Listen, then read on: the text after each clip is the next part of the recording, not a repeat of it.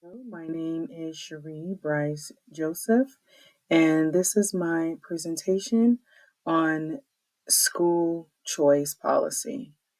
So it is titled School plus Choice equals the right choice. The problems.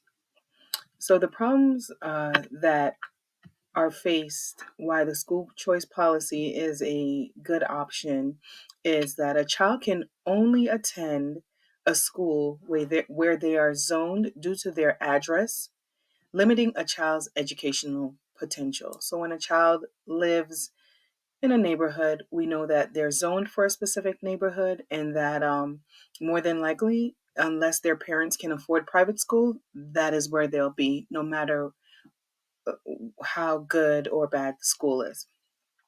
Two, parents paying tax dollars into the government educational system with no option to put towards their child's educational needs. So we know we work and that our tax dollars go to the government that distributes it to the educational system. But when our children are in need of different and different educational environment, we're often stuck either paying for a private school or having to move our kids without much financial help from the government, even though we're paying into that program. Next is children having special or unique abilities but forced to attend a school that does not suit their needs. And last, a family's income becomes the driving factor of where they attend school, limiting lower income family school choice. The freedom to choose. The school choice policy in Florida is about 20 years old and allows families to take their children's education dollars to the approved education provider of their choosing, be it traditional public schools, public charter schools, private school, virtual learning, or homeschooling. So there are many options under the school choice. Florida families have the freedom to choose the educational environment that serves their children best, educational and social interests, regardless of the financial ability or home address. Out of the 26 states that have school choice legislation, Florida has the most expanded choice plan. The expansion of the school choice legislation since 2019 in Florida has allowed parents to tailor their child's educational needs.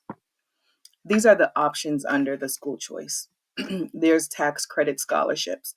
Programs, companies, and individuals receive tax credits for donating to nonprofit or organizations that provide scholarships to students. School vouchers. Parents select private schools and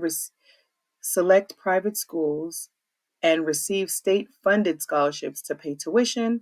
There's magnet schools. These are public schools that offer specific education programming. Often they emphasize on academic subjects such as math, science, and technology. There are charter schools that operate under the contract with a charter school authorizer that holds them accountable to the standards outlined in their charters, which expect parents to do a lot of participating in their child's education. And there's education savings accounts, which families receive funds in an account available for approved education expenses, including tuition and fees, textbooks, and tutoring. There's also homeschooling, which parents are receiving funds to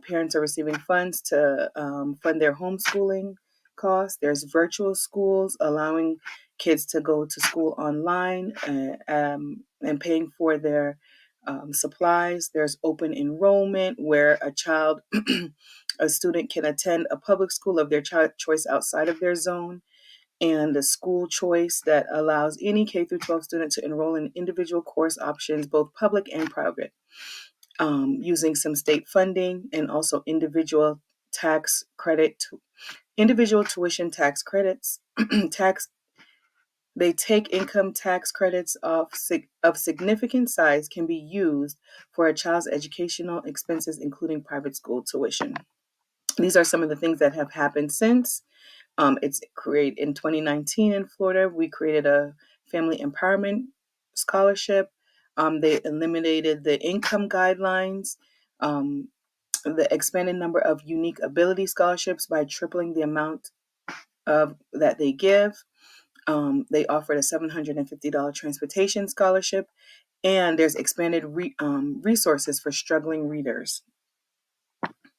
So the what in the goals, the what is to increase unique ability scholarship award amount to have the funds to pay for special education teachers. Why? Because according to Florida Department of Education, the amount of K through 12 students currently diagnosed with unique abilities is 414,353, and how is to increase donor involvement and a possible match program between donors and state funds. Another goal is to expand scholarships, to have support staff like school social workers and ESC staff. Why? School and staffing surveys in 2011 to 2012 report that there were 16,830 private school students with an IEP in Florida. And how we can do this is to use some educational funds to increase the budget for the schools to hire more social workers and special education staff. Also, using a student forgiveness plan, loan forgiveness plan for time worked. Thank you.